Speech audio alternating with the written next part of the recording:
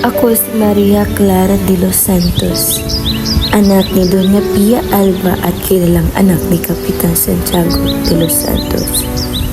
Lumaki ako sa isang tahanan puno ng dasal at pag-iingat. Anak ng isang mayamang mangangalakal, isang dalagang dapat maging huwaran, mahinhin, masunurin, banal.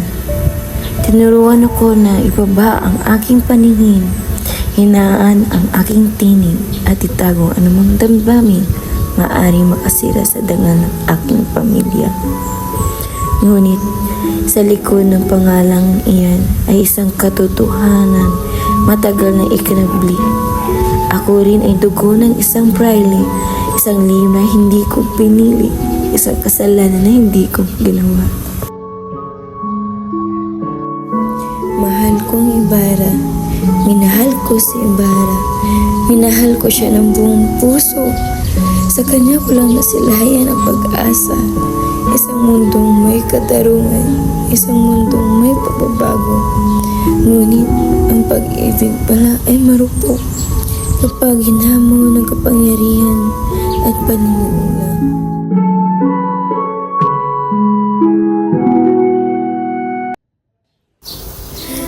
Na mabunyag sa akin ang aking tunay na pagkatao para akong hinubahan ang lahat ng aking pagkakakilanlan. Sino ako?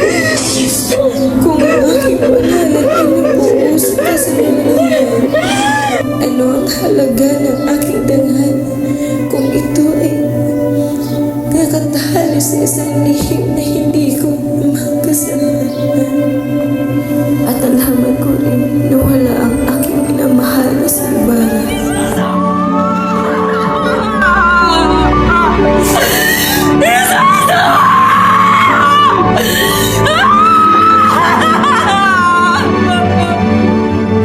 Bakit ang babae kailangan magdala ng bigat ng mga kasalanan ng iba? Bakit ang aming mga luha ay kailangan itago sa likod ng panyo at dasal? Pinili kong pumasok sa kumbento, hindi dahil ako'y mahina, hindi dahil ako'y tumakas, kundi dahil sa loob ng mga pader na iyon, maaari kong mahanap ang isang bagay na kailanman ay hindi ko tunay na tagpuan, ang sarili ko.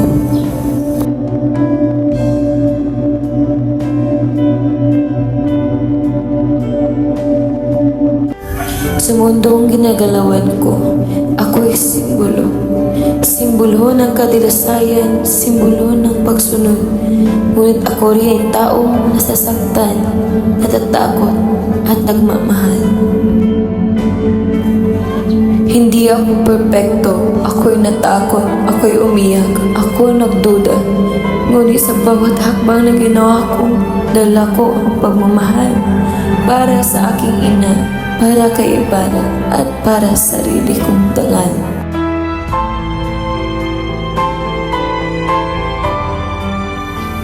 Ako si Maria Clara de los Santos y Alba, anak ng aking ina, anak ng aking ama, kilala man o hindi, bunga ng isang lihim, ngunit hindi isang kasalanan.